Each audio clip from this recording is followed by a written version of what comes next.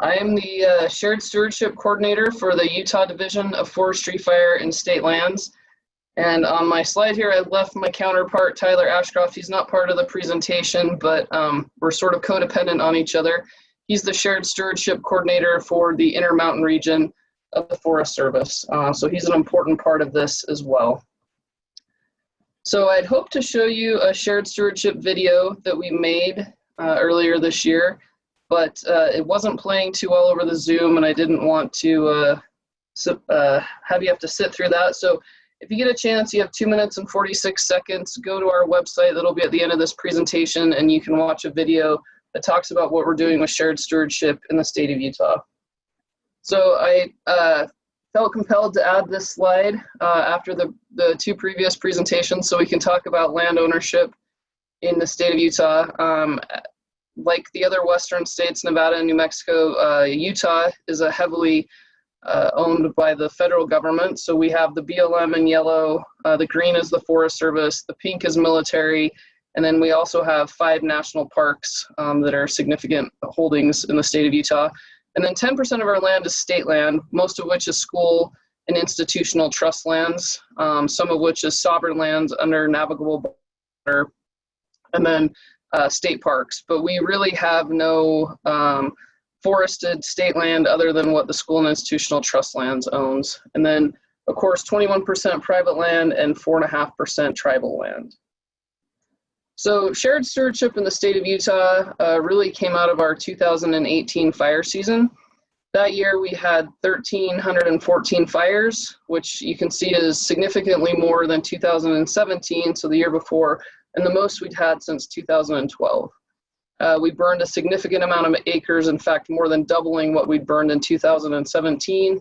652 of those fires were human caused, and we lost 400 structures, including 87 homes, which compared to what's happened in the West, especially California and Oregon recently, that doesn't seem like a lot, but in the state of Utah, that was a considerable amount of homes, a record-breaking amount of homes.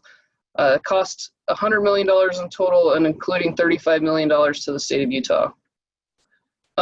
Just to compare to this year's fire season, we've had a similar amount of fires, fewer acres burned. A startling statistic, I think, is that out of the 1,321 fires, 1,015 of those are human caused. 77% of our fires in the state of Utah this year have been human caused. We actually addressed that in our shared stewardship agreement. We hired a prevention specialist as part of our agreement with the Forest Service. Speaking of the agreement, Utah signed an agreement in May of 2019, so we've been at this a little over a year and a half, and that agreement was signed by the governor of Utah, Gary Herbert, and Secretary Sonny Perdue. And there's 6 mutual commitments in this agreement. The first is that we're going to commit to building on existing partnerships, programs, and initiatives that have been successful in Utah. We've done a lot of good stuff. We don't need to reinvent the wheel. We just need to keep building on what we're doing. The second was work together to identify and map shared priorities for protecting at-risk communities and watersheds across all lands in the state of Utah. And I'll show you the outcome of that in a minute here. And then make joint decisions and share resources for immediate and ongoing work in priority areas. We're working on that right now. Number 4, engage local communities in a dialogue and learn about active management and desired landscape scale outcomes, including capacity building and economic development opportunities. So we're working on engaging our partners. I'll talk more about that. We've also hired an economic development and utilization coordinator jointly to help on that end of the economic development end. And share our planning efforts. So we're involved in the Forest Service 5-year vegetation management plans, and we're involving them in our forest action plan that Ann spoke about working on theirs right now. And then finally, co-managing wildfire risk and supporting each other in decisions that we make together. So that's been a little different this year with COVID. Everything's been full suppression, but in non-COVID era, co-managing wildfire risk and supporting each other in these decisions when we decide to let a fire burn. So funding, and this has been a really important part of Utah's investment. is the state of Utah is putting money into doing work on federal land. And if you know anything about the politics in Utah, this is a huge, huge big deal and an accomplishment that we're pretty proud of. And so you can see over this 4-year commitment, we'll end up putting a little over $20 million, we hope, into shared stewardship. And this is new money. This isn't money that's been reallocated from a different fund or anything like that. This is new money going into these projects. And of course, these investments are subject to congressional appropriation and state legislative approval, but so far we've been pretty successful. So I spoke briefly about jointly identifying priority landscapes. This is how the state of Utah accomplished this. So with the Forest Service and the state, we were tasked by leadership to look at protecting water, protecting people and values. So we created a drinking water classification based on data that the state had. So areas that are important for surface drinking water. Hazardous fuel classifications came from some modeling from Tim Metzger with the Forest Service. And then strategic protection areas or the values at risk also came from a Forest Service model. And we put this out. So the dark purple areas are the areas that have the highest risk and are priority, or not the highest risk, sorry, the highest priority. So they either have they're a high score in one or more of those categories. And this is all on our website. And if anyone wants to talk offline, I'm happy to run them through how all of this was created. So we also, our project selection process, we dove right in and started selecting projects about 6 weeks after we signed the agreement. So first of all, your project, if you want to be selected in the state of Utah, you have to be in one of these dark purple areas. You have to be, so in a priority landscape. The project has to have a shared dialogue, shared priorities, and shared decision making. So we want these projects to be developed and proposed at the local level. And then they're proposed to a joint steering committee of Forest Service and Forestry, Fire, and State Lands employees. And those are ranked and evaluated. And then leadership from Forestry, Fire, and State Lands, the Forest Service, and the Governor's Public Lands Policy Coordinating Office make the final decisions on those projects. But I think they've generally held to what the committee has selected. And then we coordinate with, we have something in the state of Utah, some of you may be familiar with, called the Watershed Restoration Initiative. And it's a somewhat of a collaborative to share money and project funding. So we put those projects into WRI where we can gain access to more partners and more funding. Let's see.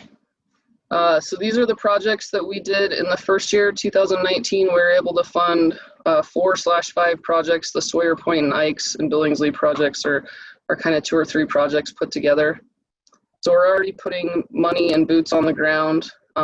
So in 2020, just this year, we funded another 8 projects all across the state. And I think it's important to note that these projects, there's a project in each of the 5 national forests in the state of Utah, at least 5 projects. So they're pretty well spread over the state of Utah.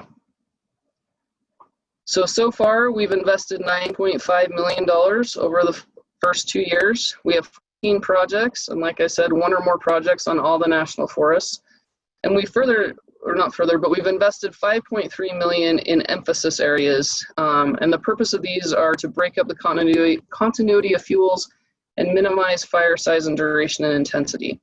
So these projects are in 3 areas. One is the Upper Provo.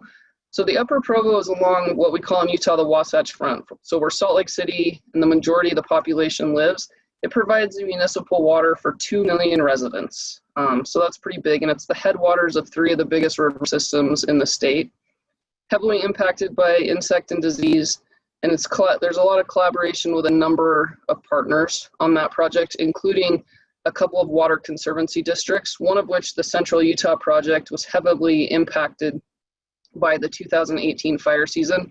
I believe they had to put about $26 million towards upgrades to their system that were impacted by fire and the aftermath of rain and snow events on those fire scars. The Beaver River Project, this is a really cool project. It's protecting homes and infrastructure and culinary water along a small ski resort, an area in the central part of the state. And there's a ton of partners in this project, and they're all really excited, and hopefully we'll have a video up in the next couple months about this project. It utilizes Good Neighbor Authority. Our office is helping accomplish the timber sales on the national forest lands and on the school lands that are adjacent, so it's really a cross-boundary project. And then finally, the Pinto project in southern Utah, protecting homes and infrastructure, providing ingress and egress for many local communities, and again, partnering with the county's Division of Wildlife Resources and grazing permittees. One of the, I think, really important things that we accomplished a few months ago jointly was to identify key performance indicators. So we realized early on that if the state and federal government are going to make an investment in your program, you better be able to show where that investment is going, why you're making that investment, and what you hope to accomplish. And so this took easily a year to get through, but I think we got some really great things. So we created 10 performance indicators based around three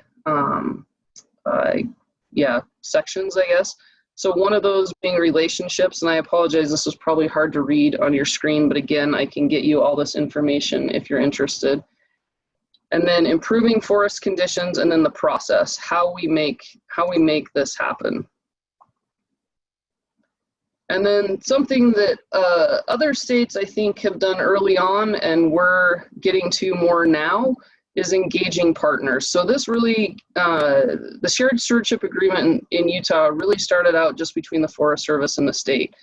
And we felt like we needed to build a really solid relationship and partnership before we started bringing other partners on board. But we're doing that now. So last week we rolled out a local convening framework for our forest supervisors and district rangers and our area managers at Forestry, Fire, and State Lands. So a framework to help them bring the folks they need to the table. And next week, yeah, it's coming right up, we're starting our statewide convening. So bringing folks all over from nonprofits, local governments, NGOs, ski resorts, all those kind of private industry folks together to talk about what shared stewardship means to them and what they might be able to contribute and how they'd like to be involved. So I talked really fast. This is the website you can go to. It has all the information. It has our agreement. You can get to the priority landscapes map. You can get to our action plan. The key performance indicators will be posted soon. And yeah, I think that's all I have.